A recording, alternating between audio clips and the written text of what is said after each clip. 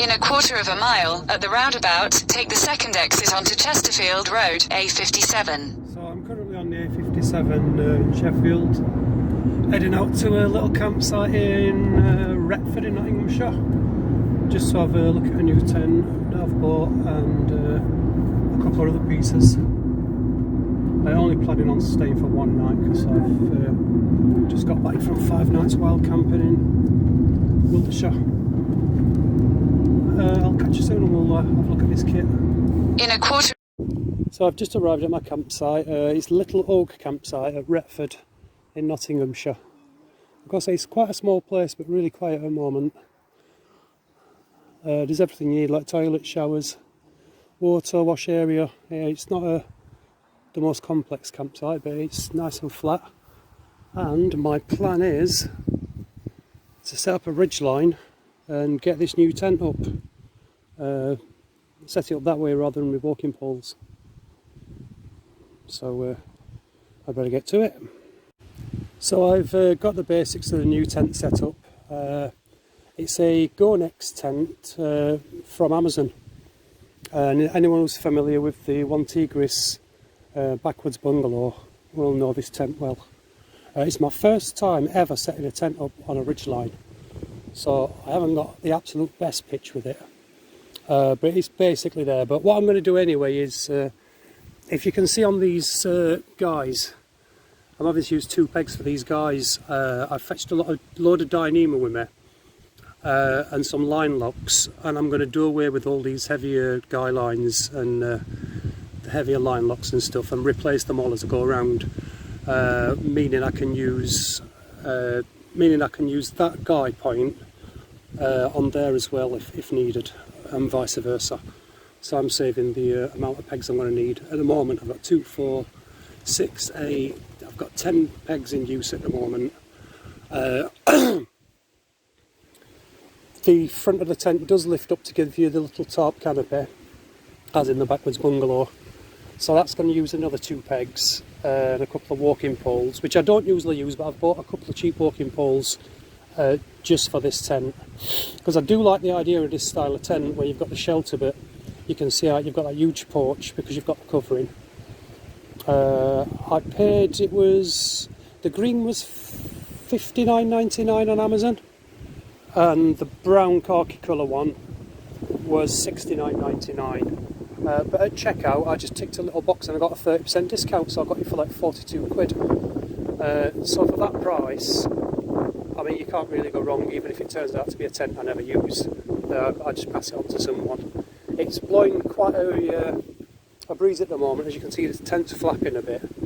That won't bother me. I've just got back from 5 days wild camping in Wiltshire, and we had a bit of windy weather down there, lots of rain, heat wave, just about everything was thrown at us.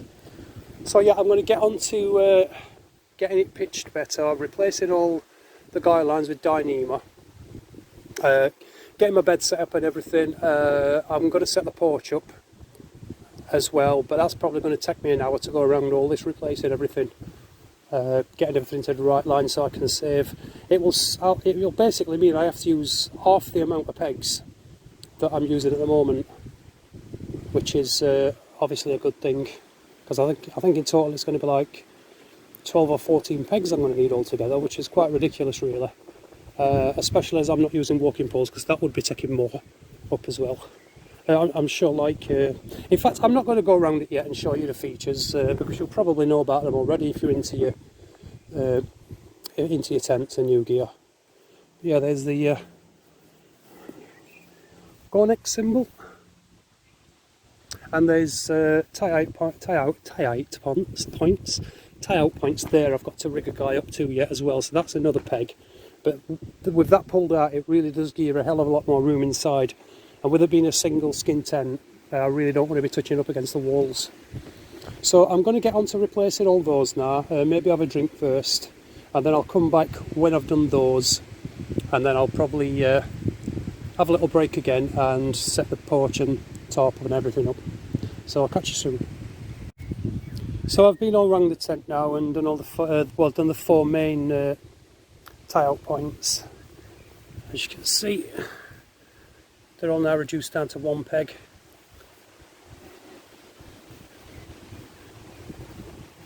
There's still bits of Dyneema need trimming off, and some of these I may have done excessively long, if you see.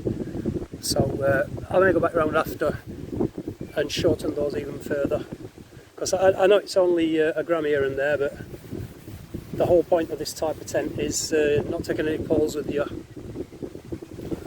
either rigging up a guy line, using a couple of stout pieces of wood you find instead of walking poles. Because like I said, I don't take walking poles. So. But yeah, every gram when you're hiking, backpacking between places and while camping, every gram does count. So it is worth doing, and I've probably only maybe saved 50 grams or something, but the new replacement Dyneema guys are also more visible as well as being lighter weight, and obviously the mods saved me the weight of 4 pegs, which I believe are like 12 grams each, because I do weigh stuff because I'm anal. So yeah, that's all those ones done. There's still those tie-out points to rig a guy up to, and there's this is where the air goes through. You can close that off inside. This one still needs doing. I haven't done that one yet, so that's my next one to do. I reckon it's taken me about 10 minutes to do each one, so not a massive amount of time. I'm on a campsite anyway, I'm not going anywhere. The sole reason for coming out here was to have a play around with this tent. It's still not pegged out perfect. I'll sort all that out when I've replaced all the guys and everything. What I've taken off, I've got to say, it does seem strange getting the pliers out and wrecking parts of a new tent. These are the ones I've taken off. I had to snip them off. I've got to say, they are sturdy. They did take some getting off. They're the guy lines that I've took off, and that's the 4 pegs that have been saved so far. We will need to use one of those for the back tie-out point, but instead of doing 2 guys on that, I'll just do I will do 2 guys on that, but so they join up to the same peg. So that is going to take another peg up, but that's an essential part of pitching the tent. That just gives you a hell of a lot more room inside. So I'm going to get on and replace, add that guy for the back tie out. I'm going to add that one now. That'll give the tent some more structure, and I'll replace the lower one down there that needs replacing also. And then we'll come back and have a look again. So I've replaced the back tie out points now. Run two lines for 1 peg. I was going to do a long guy line on that one that pins the back out in the centre, but it would be excessively long, to be fair. I'd have to run it right back to here. I don't bother about the weight of it, it's just going to get tangled up with us. So I've decided I'm just going to leave that on a short one. It's not going to be used all the time anyway if the weather's cold or it's lashing down with rain. That peg there will not be used, so it's not essential, to be honest. But those 2, well, you can see it's a bit blustery, and I haven't got my ridge line as taut as it needs to be. But you can see how it really brings the back of the tent out, and how much more room it gives you inside. Bearing in mind it's a single skin tent, so that is the volume you're getting by adding those 2 extra guys. Might not always use them, but they shall be in the tent bag to be used if needed. So obviously, like I said, they do give you a huge amount of room extra using those 2. So that's all the corner tie-out points done. Forgive my litter, I shall pick it up. I'm going to use all the offcuts to do all these little zip cords. So all these little offcuts you can see laying around, they are going to get used, they're not going to go to waste. And that's all the thick stuff I've took off. I do like that bright orange Dyneema. It does make it easy to see, and it's reflective as well. So I'm not losing the reflectiveness. So I'm going to replace all the zip points now. And despite this blustery weather, I'm going to try and get my pitch a little bit better, because at the minute that's not the best, to be fair. But like I said, I've never done a tent on a ridgeline before, so I'm learning as I go here. I'm sure people will point out in the comments where I'm going wrong. I have got Prussics on there, so they're doing a job, but obviously by the look of it they need adjusting a bit. I'm not sure if you ever really do get that sort of tight line along the ridge by doing it like this. I know you do it with walking poles, because I tried it out yesterday in a garden, and they were had that ridge line pretty taut, to be fair. But today's all about doing it between trees, which is why I came to a little old campsite, because I had a look on their website. I was going to go to Lathkill Wild Campsite initially, then I saw this one below it. It's only £12 a night. Lathkill was £9 a night, I think. This is £12 a night. But I saw the rows of trees, it's rows of ash trees, and I thought if you let me pitch up between there, that'll be perfect for testing this tent out. But like I said, it's my first ever pitch using a ridge line with a tent. I've done it with tops before, so the principle's all the same, but it's the first time I've actually done it with a tent. So I'm going to crack on now and replace all the zip codes for the Dyneema ones. I can't say Dyneema. I'm going to replace all the older ones with that Dyneema. I still can't say it. And then I'm going to see if I can fix that ridge line a bit better. So I'll come back to you in a bit. So as you can see, I've now got the, I don't know what you want to call it, canopy. That's set up with a couple of walking poles. They're just going down to an extra peg down there and just looped over the top from that guy. I've had an extra guy in there. So now you can see anyway, you've got that canopy up.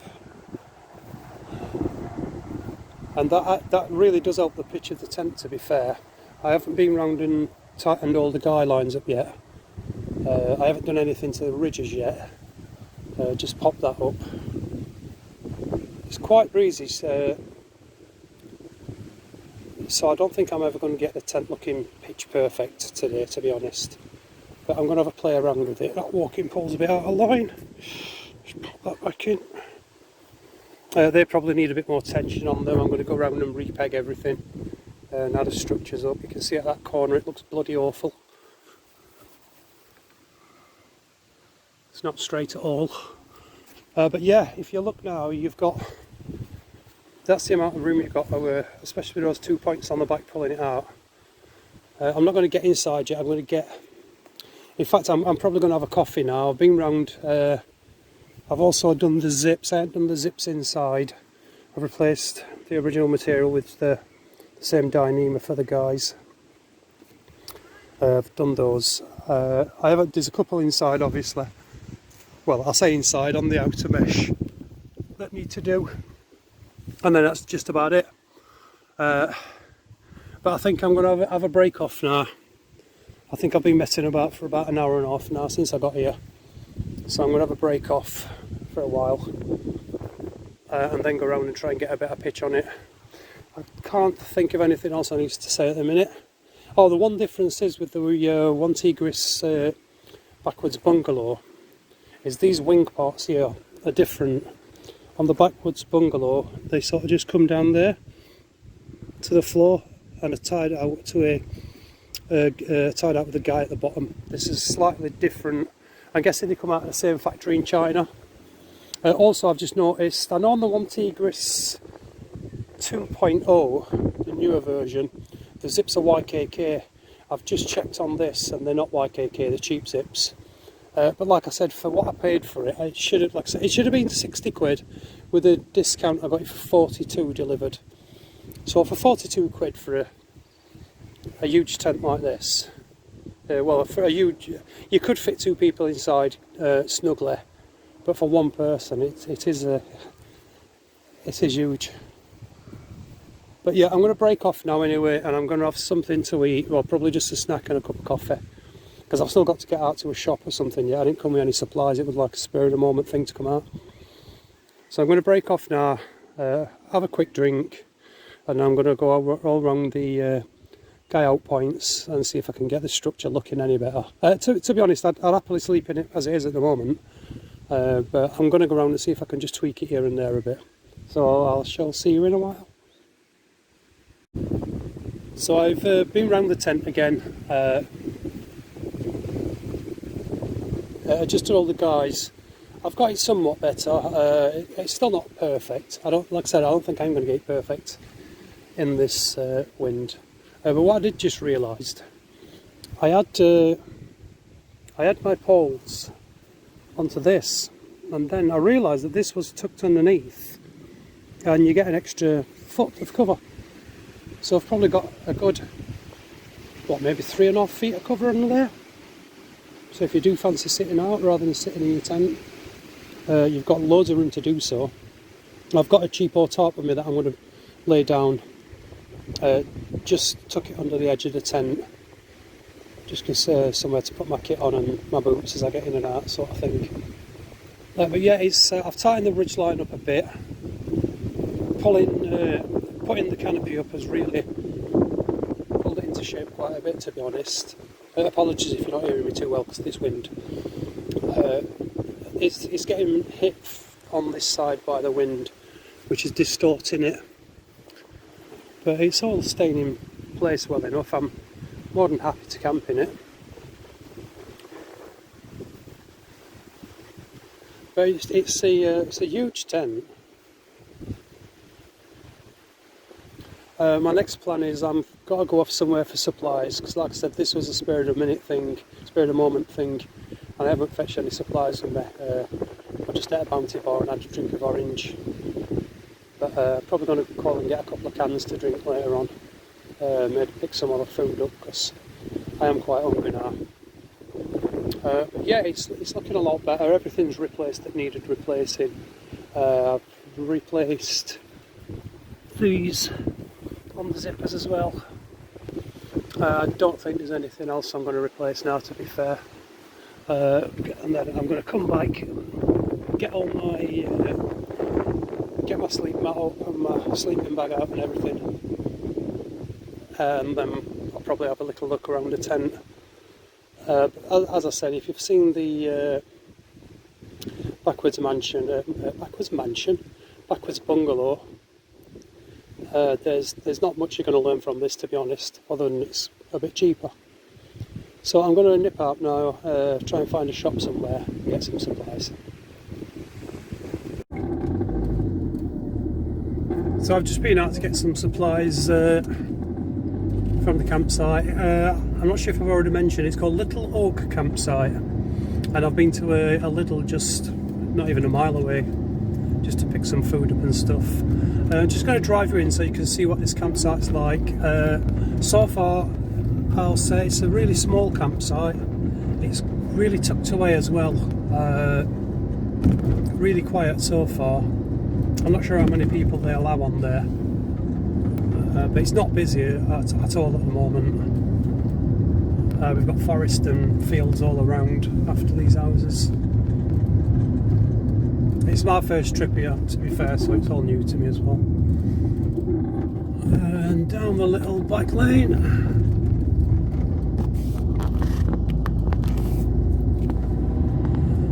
There's 2 shower cubicles, 2 unisex toilets. Like I said, it's only a small site, so I can't ever see you standing around busting for a pee if you need one. There's a little bridge that goes over a little dike into another field, and there's 2 portaloos there. So I'm guessing that's the overflow field. We're just coming into the campsite now.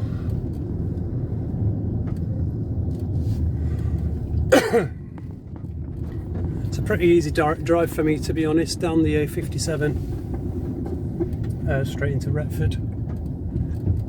It's about I think it's took me 50 minutes to get here from Sheffield.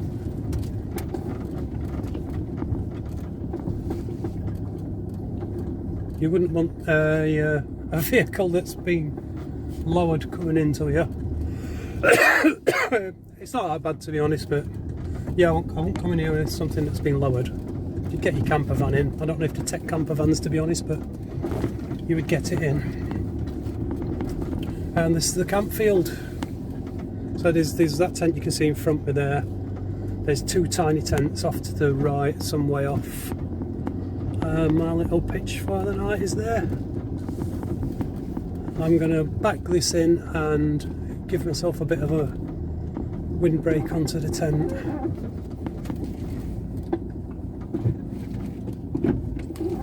Because the wind is coming from my left and it's battering that end of the tent. It's still quite warm though, to be honest. It's not cold whatsoever. Right, the owner's coming over to see me, as you might see him approaching there, so I'll leave it at that. So I'm all set up now. I've got my sleep mat blown up, my sleeping bag in there. As you know, I've just been out for supplies.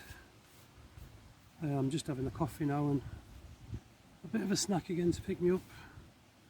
And as always, using my favourite cook system, if you can't see. My little cone system, that's a titanium cup. My titanium cone, two-piece cone, so it fits within the pan. I think that is an 800mm AMG titanium pan. I'm not sure if you're getting that because I'm pointing the other way. But yeah, I got some coffee and milk. Always have KP nuts in me. I never go camping without those. And I just treated myself to a little sort of selfie stand from Lidl. I've never had one before. So that's interesting. But yeah, I really do prefer my alcohol stoves. I do have a tiny gas stove with me and a tiny can of gas. There's no moving parts, so there's nothing to go wrong with that system. The worst that can happen is you forget a lighter, but I've always got a fire steel and some kind of knife for me. Somewhere striking it anyway.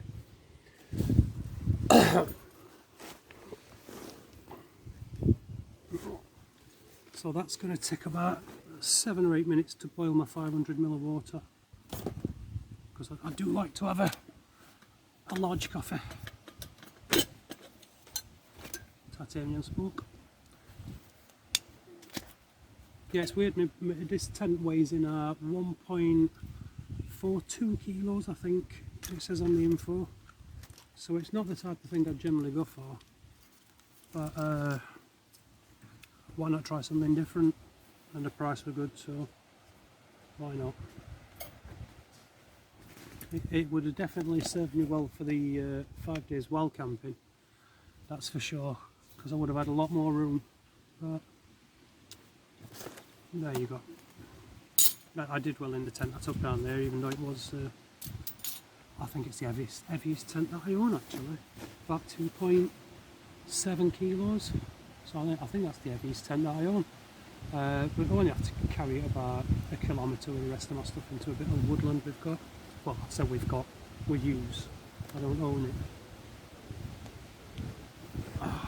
Oh, it's boiling, almost boiling.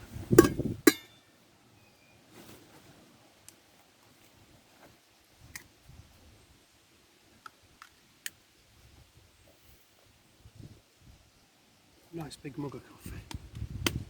And a bit of chocolate and some nuts.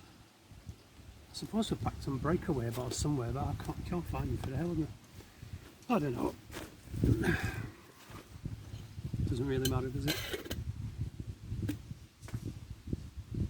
But I'm going to leave it there because there's not going to be much fun watching me drink a cup of coffee, is there? I've got a kind of has the beef stew later. I am car camping, so why not have a few luxuries?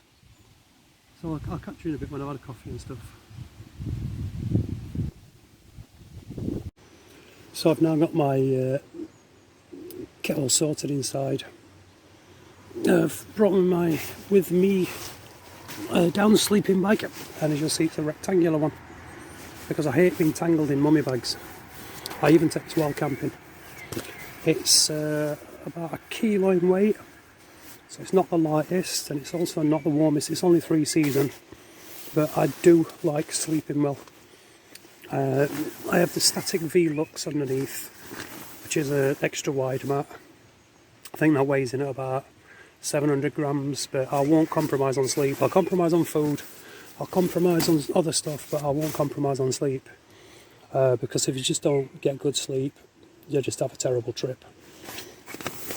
So that's that all set up. With it being a single skin tent, I stuck my rucksack at my feet. I don't think I would actually end up touching, but it's better to be safe than sorry, isn't it? You can see at the back where the air vents are, so I should get plenty of circulation. I plan to sleep with the mesh door open tonight. Yeah, that's definitely fine enough so the midges won't get through. I didn't think it would no see them at first, but looking closer I reckon it is. Lantern hook, pocket for phone. I've got my power bank in there at the moment, one of the Anchor ones. You really can't beat these Anchor products. I think this is 26,000 more. That lasts me a week out wild camping. But it's just done me for 5 days and I still had one bar. That's something else that's quite heavy, but I wouldn't be without. You can clip these up if you want. There's 3 points to clip them up. So yeah, if it's quite cold and breezy, you can stop air venting through there. Stop air entering through there, should I say. I still haven't got the exact perfect pitch. You can see in the corner there it's not quite right, but I think that's more to do with my ridge line. But despite the Pro6, I can't get it any more taut. Just had another family turn up. I'll tell you what, in fact, I'm going to spin the camera and I'll get back to you on this, because I've also another product to look at as well. Yeah, we're just going to say about campsite camping. I'm not a massive fan, to be honest. It's we've got a little pied wagtail right outside the tent. Yeah, I'm not a fan. They get too busy, especially at weekends. Get rowdy. Took yourself away in some woodland somewhere. It's far more peaceful, far more enjoyable. You haven't got the amenities, of course, but who needs that when you've got to travel?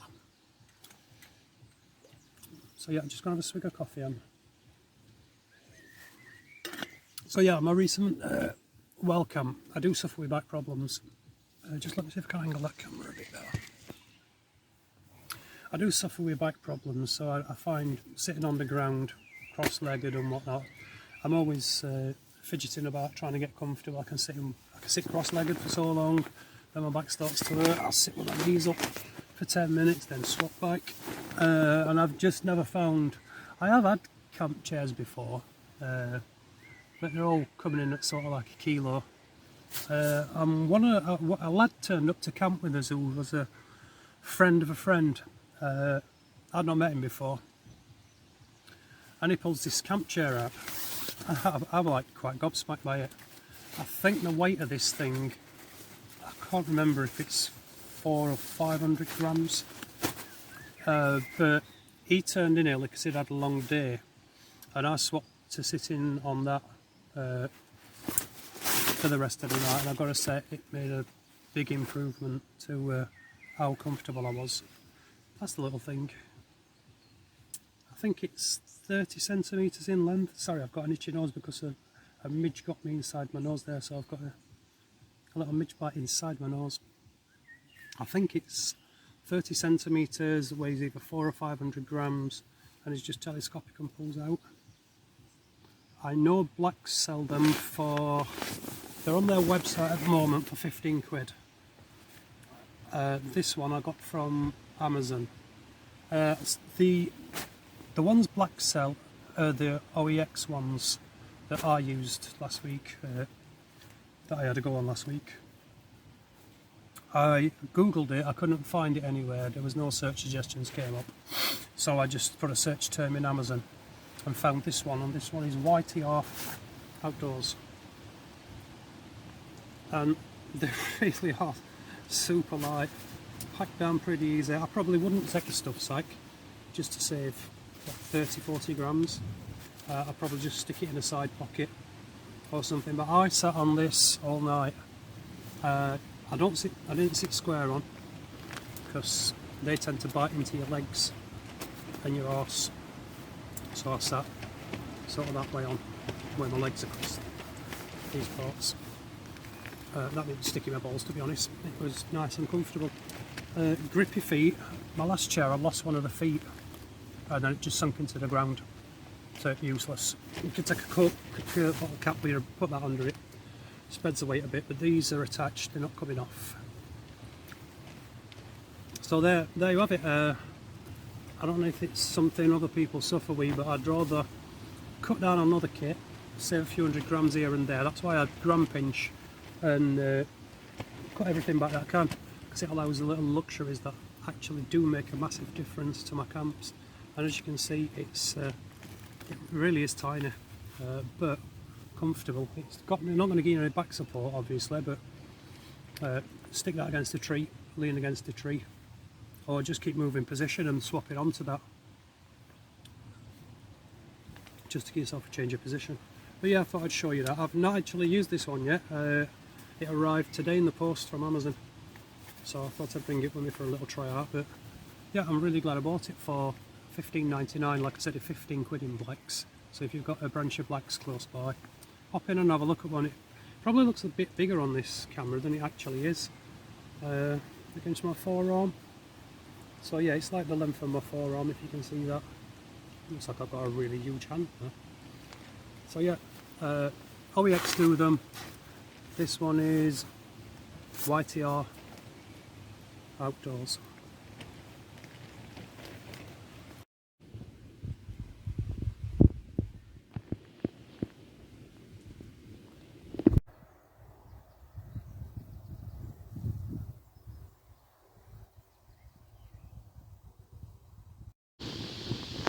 Just cooking my tea up now.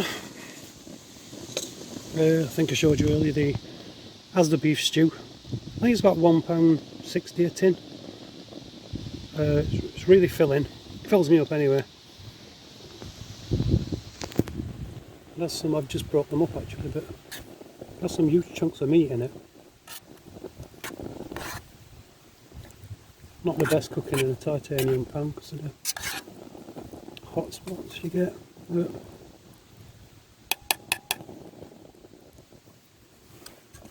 it does its job. Get that lid on.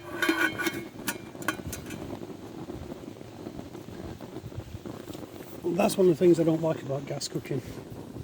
You've got that breeze blowing through there, losing all the heat, whereas using the cone system, all you get in there is a little bit of air. The burner needs to burn. There's a section of the back that's not got those little holes, so it acts as a windshield as well as a pot stand.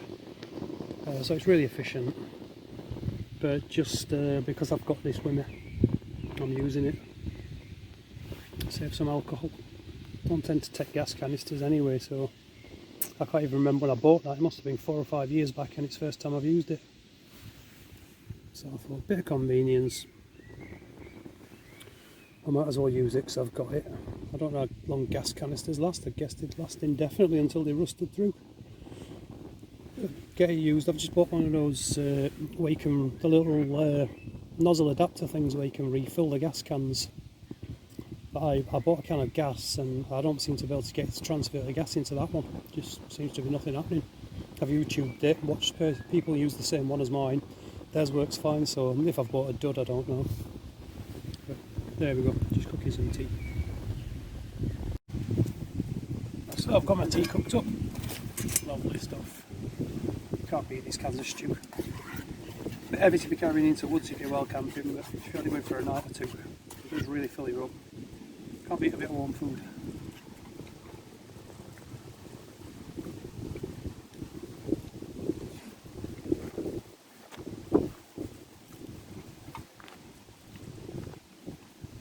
Never sure if it's Aldi or Lidl that I've been to, but picked up some larder as well. Have a canage do.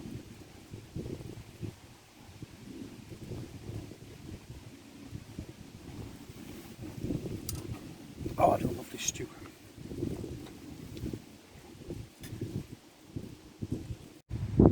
Good morning. So I survived the night. despite the wind, which was quite bad to be honest. Not stupidly bad, weren't destructive, but quite a bit of flapping on the tent. But for something with that amount of material, it's going to catch the wind. It held up fine, it wasn't too flappy, no more flappy than any other tent I use despite its size. I should not have camped under a tree. The wood pigeons crapped all over it. Yeah, so what do I think? Would I use it for wild camping in Woodland? Absolutely, I think it's brilliant for that. I think that is what it's designed for. Would I use it? I won't use it on moorland or anywhere where it's open. It just catches the wind. It's not a massive problem that it catches the wind, but it's just I'd stick to Woodland definitely with this. That's what it was made for. Campsite, yeah, it's a bit of a luxury if you're just a one-man band like I am today. It's been comfortable. Slept with the canopy up. I think it got down to about 9 degrees last night. The wind was gusting up to about 20 miles an hour. But it's fine, I didn't wake it up once because of flapping or anything like that. It's all held up. Number of stakes it needs: 1, 2, 3, 4, 5, 6, 7. I've got 8 in use, and the tent is fully erected how it should be. Obviously, if you're not using a ridge line, you're going to use 2 more. So a total of 10 pegs. These aren't the pegs you get with it actually. These are some that I bought separately. The supplied pegs are they're fair enough. They're decent enough for this. It's not like it's going to be on a mountain top getting a battering. One thing I have noticed on the one Tigris backwards bungalow, that is a different arrangement. As I mentioned earlier, it comes down like that comes down and pegs out there, and this material isn't there, so you can lift it much higher. You can use longer poles and lift it much higher, and you can actually sit underneath it. On this, because of that arrangement, you really can't. You can only lift that part higher. So that is one thing to consider if you're looking for a tent where you could potentially sit under some shelter. Go for the backwards bungalow, not this.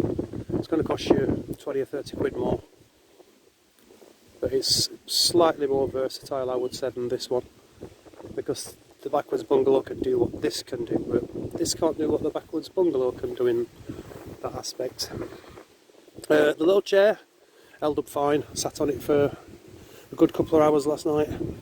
Would I recommend it? 15 quid, absolutely. It's a real boost, gets you off the floor. I'm still recovering from a back injury. I've been out of work a couple of months because of a back injury, and that's definitely helping, getting me up off the ground and sitting much better.